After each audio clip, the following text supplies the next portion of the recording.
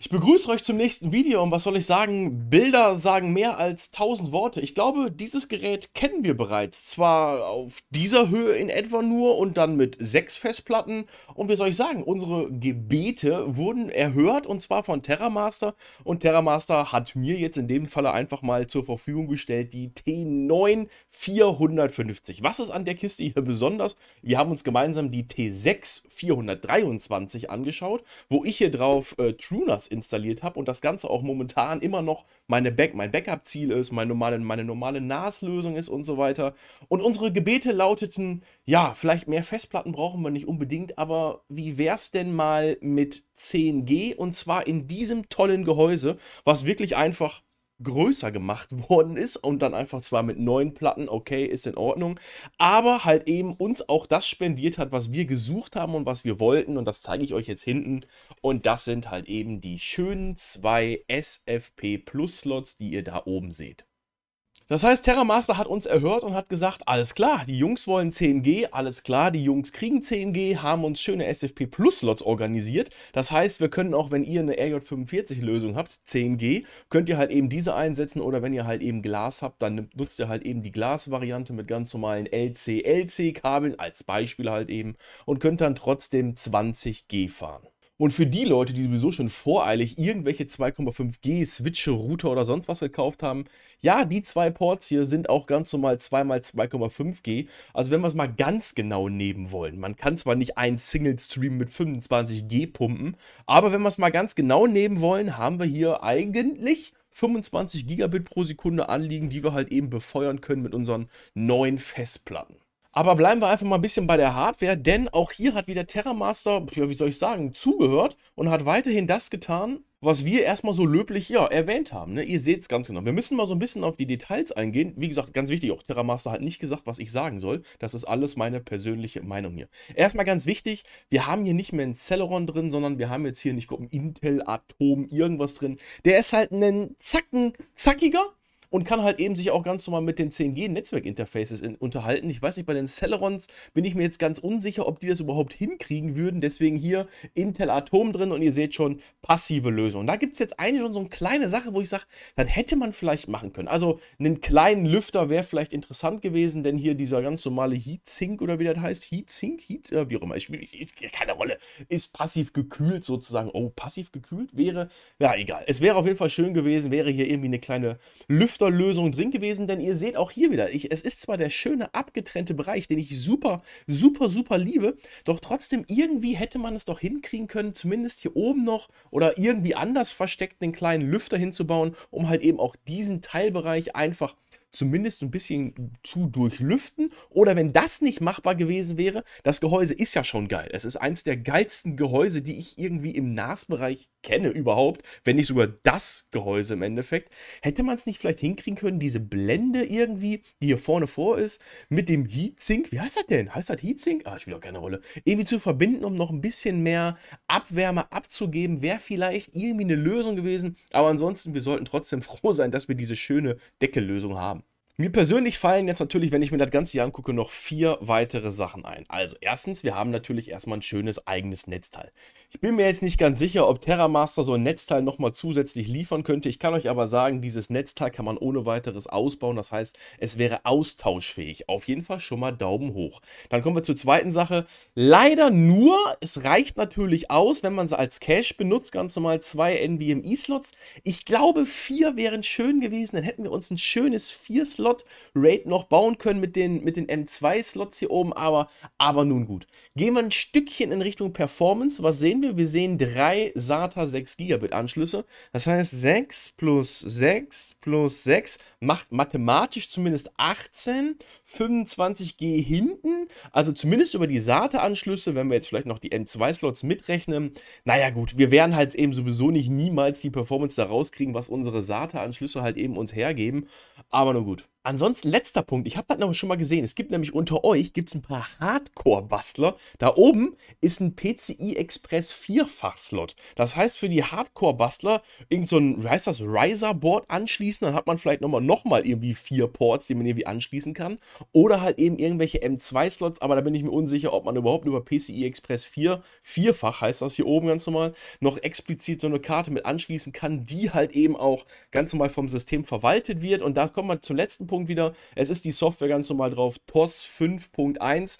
Will ich euch gar nicht zeigen, denn ganz ehrlich, ich sag mal so rum, ich darf das auch einfach mal an der Stelle hier sagen, die Software von denen ist, glaube ich, relativ gut, man kann sie gut nutzen für CIFS und so weiter und so weiter, doch trotzdem, ganz ehrlich, sind wir mal ehrlich, Hand aufs Herz, wir leben hier im europäischen Raum, wir sind immer alle irgendwie total skeptisch, wenn es um die Software geht, viele von uns, oh, telefoniert das nach Hause, telefoniert das nicht nach Hause, keine Ahnung, messen könntet ihr sowieso alle, Wireshark mal davor klemmen, könnt ihr halt eben sehen, was telefoniert und was halt eben nicht telefoniert, deswegen, ich gehe gar nicht auf die Software ein, die Software funktioniert wunderbar. Sie wird auch weiterentwickelt. Ich habe gesehen, seit unserem letzten Video gab es bestimmt, ich glaube 8 neue Versionen, also 8 Updates im Endeffekt. Mittlerweile, ich glaube die 5.1.8, irgendwas, das war jetzt der letzte Stand, den ich gesehen hatte. Ließ sich auch wieder wunderbar installieren, aber ganz ehrlich, eine Sache, die ich euch noch nicht gezeigt habe, da oben, da wo mein Finger ist.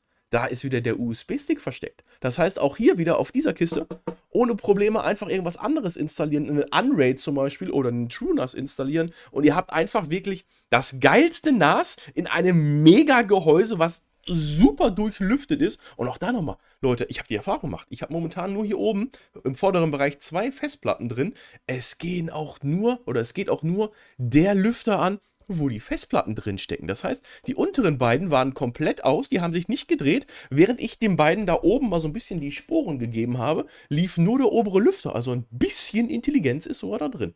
So, ich habe euch jetzt genug mit Hardware gelangweilt. Die Hardware so wirklich testen. Ich habe hier keine neuen Festplatten rumliegen. Und ihr seht, NVMEs liegen bei mir hier auch nicht rum ohne Ende. Wollen wir gar nicht und kann ich auch gar nicht testen, bin ich ehrlich. Ich kaufe hier keine neuen Festplatten, um das ganze Ding hier auszuprobieren. Aber was wir ausprobieren können, sind halt eben die 2x10G-Module. Und deswegen werde ich die Kiste jetzt bei mir in meinen Keller schleppen. Werde die Kiste schön mit 10G mal anbinden. Natürlich, Dual-Port ist ja wohl logisch. Und wir werden der Kiste auf dem Netzwerkport einfach mal ein bisschen Dampf unter den Arsch geben und werden sehen, was währenddessen halt das System selber, die CPU, halt eben dazu sagt, wenn wir einfach mal 20G über die 2 Netzwerkports ballern. Da bin ich schon wieder da. Die Karre ist nämlich echt nicht leicht, weil das einfach mal ein Stück Hardware ist und nicht irgendeine so Plastikbomber-Scheiße. Nee, einfach mal ein Stück Hardware. So, ich habe hier noch ein bestehendes LACP 802.3AD hier ganz normal von unserem letzten Test mit einer PCI Express-Karte.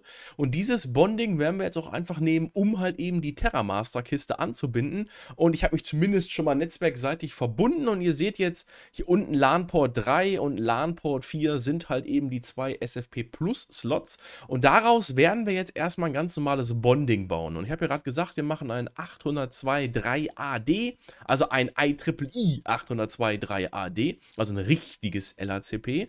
Und wenn ich das jetzt hier anwähle, sollte er uns eigentlich die Ports 3 und 4 ganz normal hier zur Verfügung stellen, um die nämlich auszuwählen. Ganz wichtig, man kann es leider nicht machen, wenn die Ports nicht online sind, sonst hätte ich das nämlich alles schon getan. Aber ich wollte euch dann damit zumindest zeigen, wie es funktioniert. Also Port 3 und 4 machen wir dann ein schönes Bonding. Wir lassen uns einfach in DHCP stehen, soll er einfach eine schöne IP-Adresse kriegen, gucken wir gleich, in welchem Netz er hängt und wir sagen einfach mal übernehmen. So, ich hoffe jetzt, also wir konnten jetzt nicht viel angeben, man kann nämlich zumindest beim LRCP noch angeben, auf was für einer Basis er Load balancen soll. Konnten wir jetzt hier zumindest in der GUI zumindest nicht machen. Vielleicht könnte man es weiter unten im SSH, denn ihr seht, auch das hatte ich hier schon mal im Hintergrund aufgemacht. Von der Kiste kann man nämlich auch ganz normal SSH aufrufen. Ihr seht, ich bin eingeloggt, Dennis läuft. Also die Software, die darauf läuft, ist einfach in Ordnung. Man sieht auch wirklich, es läuft vernünftig. Es läuft unter einem Benutzer. Es läuft ganz normale Software drunter, Nginx. Also das heißt, es ist eigentlich keine Raketenwissenschaft, was hier läuft. So, hat einen Moment gedauert, aber ihr seht, die Kiste ist jetzt da. Wenn wir da einmal kurz reinschauen, haben wir jetzt eine IP-Adresse. Wir haben 20 Gigabit oder 2000 Megabit pro Sekunde anliegen. Wir lassen die MTU mal auf 1500, obwohl wir, wenn wir ein bisschen Eisgassi machen würden, würden wir das Ganze natürlich irgendwie hochschrauben. Wir lassen es jetzt einfach mal bei 1500 stehen. Das heißt, wir sind ganz normal verbunden, hängen im Netzwerk drin. Das heißt, wir können das Ganze auch einfach mal testen. Wie gesagt, ein H-Top lassen wir die ganze Zeit mal auf. Und wir werden jetzt einfach mal auf der TNAS hier. Hier ist nämlich, warum auch immer, ein iPerf vorinstalliert drauf. Werden wir einfach mal den iPerf hier ganz normal starten und werden jetzt von meinem Server aus einfach mal ein bisschen Druck machen. Mein Server hängt im selben Netzwerk, das heißt, wir müssen nichts routen. Es läuft alles über Layer 2, das heißt, es kommt direkt Volldampf. Also iPerf 3, Client 1684050. Wir machen erstmal nichts Besonderes, noch kein Parallel, kein gar nichts, sondern wir drücken einfach mal mit einer Verbindung einfach mal durch und schauen einfach mal, was passiert. Jetzt wollte ich euch gerade erzählen, dass wir hier schön 10G machen, da hätte ich euch aber gnadenlos bei belogen. Auch einfach jetzt mal hier die Realität, es läuft auch in so einem Video nicht immer so, wie es laufen soll. Schaut mal hier, wir haben hier nämlich gerade als Antwortpakete nur so 112 Megabyte pro Sekunde. Das heißt, wenn ich jetzt einfach mal hier drüben schaue, so 1 Gigabit, irgendwas rattert in meinem Kopf. Ich vermute, glaube ich, gerade mal ganz, ganz stark, dass irgendwo bei dem ganzen Konzept Routing und Netzwerkthema gerade irgendwas verdammt schief läuft bei mir hier, was ich jetzt erstmal kontrollieren muss, um zu sehen, warum kommen die Antwortpakete auf dem Gigabit-Interface und nicht auf dem 10G, beziehungsweise auf dem 2x10G-Interface. So, Versuch Nummer 2. Ich habe das Problem finden können. Ich zeige es euch ganz kurz. Ich kann es euch nur erklären, nicht mehr zeigen, weil ich habe das Problem ja gelöst. Das Problem war, wenn ich unter IP-Route gegangen bin, hatte er mir hier natürlich für sein 40er-Netz das andere Interface angezeigt, namens 4039, also die 1G-Schnittstelle, und hat es halt eben über die 1G-Schnittstelle wieder rausgepumpt und nicht über die 2x10G. Das Problem haben wir jetzt ganz normal gelöst. Ich habe einfach den 1G-Port jetzt einfach ein anderes Netz gehängt und war die Sache mit erledigt. Aber trotzdem, wir machen den Top hier wieder auf, haben den iPerf schon wieder laufen und werden jetzt hier einfach wieder the same procedure wie vorher ganz normal durchführen. Und jetzt kommen wir. Oben auf CPU achten. Also jetzt seht ihr schon, jetzt geht ein bisschen mehr Party durch. Aber jetzt kriegen wir auch schon zumindest mal 8,5, 8,6. Was ist hier? Send Receive 8,7 Gigabit pro Sekunde durch. Heißt auch, er hat in den 10 Sekunden 10 Gigabyte pro Sekunde rübergeschoben und das Ganze natürlich über Single. Das heißt, wir werden das Ganze jetzt nochmal parallelisieren. Wir machen jetzt nochmal 8 Parallelisierungen. Wir werden natürlich nicht einen großen signifikanten Sprung sehen, denn wir reden hier immer noch über LACP. Das heißt, wir müssten jetzt mehrere Locations haben mit mehreren MAC-Adressen. Ihr wisst, IEEE 802.3 AD ist halt MAC-based und IP-based halt eben ganz normales Round-Robin. Das heißt, er verknüpft uns jetzt gerade eben auf einem dieser Pfade. Auf einem dieser Pfade von den 10G ist aber völlig normal, soll auch so sein, ist auch richtig. Ansonsten müsste man halt eben zum Beispiel so ein Load Balancing ganz normales einrichten, einen Round Robin, und dann würde er halt links, rechts, links, rechts, links, rechts die Pakete sozusagen senden. Macht man aber in der Regel eigentlich nicht. Deswegen lieber, weil man auf so einem System nicht alleine arbeitet, sondern mit viel mehr, baut man LACP. Denkt dran. Also trotzdem bei dem, was ich jetzt hier sehe, zumindest mit der 8 Parallelisierung, jetzt gucken wir oben nochmal auf die CPU. Das Ganze läuft scheinbar jetzt gerade eben auch mit einer Verbindung auf einer CPU, die hier wirklich ganz normal voll durchknallt. 8G haben wir jetzt, wir können das Ganze mal noch ein bisschen mehr aufbohren. Lass uns einfach mal 16 Parallelisierungen da drauf machen. Ja, wir enden im Endeffekt immer beim selben, ungefähr bei 8, also 891 Megabyte pro Sekunde. An die Laborbedingungen kommen wir sowieso niemals ran. Und wer unbedingt 20G haben will, ja, das ist sowieso so eine Sache. Wer 20G haben will, der muss dann ein richtiges Load Balancing machen. Es muss genau den richtigen Traffic haben mit der richtigen Paket-Size. Das Gerät muss von den Festplatten, von den HDDs, NVMEs genau das auch annehmen können und am besten halt einen Arsch voll RAM. Apropos RAM, diese kleine Sache habe ich auch noch, zumindest TerraMaster. Das Ding verkauft ihr für 1200 Euro. Ist ja auch in Ordnung, um Gottes Willen. Ihr verkauft da wirklich einfach mal ein vernünftiges Stück Hardware. Aber ganz ehrlich, für 1200 Euro einfach mal die 40 Euro noch in der Hand nehmen und mindestens mal 16 GB RAM da reinballern, damit BetaFS einfach mal ein bisschen was auch, ja, wegcachen kann, wäre vielleicht keine schlechte Idee. Also TerraMaster kommt schon. Für eine 1200 Euro Kiste 8 GB RAM da rein zu pflanzen. Die Leute wollen für 1200 Euro vielleicht auch noch ein bisschen Dockerisierung machen, was ja auch wunderbar klappt, aber kommt schon. 16 GB RAM gehört in die Kiste schon rein. Naja, neben dem RAM, was gibt es uns zu sagen zum Fazit im Endeffekt? Ihr seht, also die 20G kriegen wir mit der Kiste, ist ja ein Intel Atom und nicht diese langsamen Intel Celerons halt eben auf jeden Fall hin, aber es kommt wirklich ganz, ganz stark auf euer Setup an. Die Dinger, oder das Ding soll halt 9 drehende Platten haben. 9 drehende Platten, alles in dem RAID-Verbund, die halt eben auch über die CPU müssen, die vom Netzwerk über die CPU in die Festplatten rein müssen. Ja, wir haben vielleicht noch ein bisschen Caching, aber dann kommt es natürlich wieder darauf an, Read Cache, Write Cache, wie verhält sich das Dateisystem, in dem Falle BetaFS, ihr installiert da irgendwas anderes drauf, Dateisystem ZFS, wie verhält sich halt eben das, wie arbeitet das mit der CPU. Das ist nicht alles. Also die Hersteller, ja, können viel auf ihrer Webseite schreiben mit 2x20G, es kommt halt eben einfach auf das Setup an. Ich für meine Sicht kann mir definitiv sagen, das da, wenn man es halt eben vernünftig macht, mit einem schönen Unraid drauf, mit einem schönen TrueNAS drauf im Endeffekt, wird man da mit Sicherheit richtig, richtig viel Spaß mit haben und richtig viel Dampf haben. Und jetzt muss man sich eigentlich letztendlich nur noch die Frage stellen, sind 1200 € für die Kiste halt eben der richtige Preis?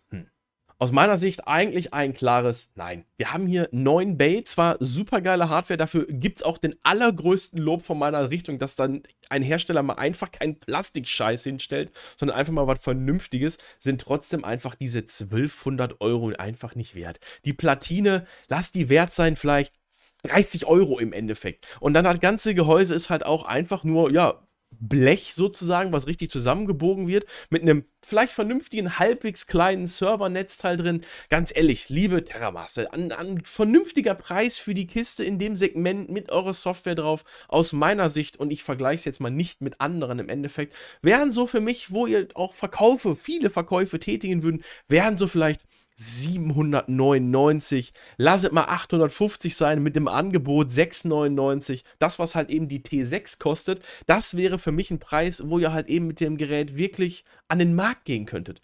Aber für 1200 € ohne Platten, zwar mit 2x10G, ich weiß nicht. Es ist ein ganz klein bisschen zu weit hochgegriffen. Ansonsten generell, ich habe es ja schon mehrfach jetzt im Video gesagt, gegen die Hardware ist nichts zu sagen. Das ist alles wunderbar, das ist zeitgemäß, das funktioniert als NAS-System wunderbar. Da gibt es einen großen Haken drauf und außerdem noch zusätzlich mit meiner persönlichen Meinung installiert euch einen Unraid und einen TrueNAS drauf und ihr seid sowieso auf der 100% sicheren Seite. Viel Spaß bei euch mit dem Gerät, macht's gut, ciao.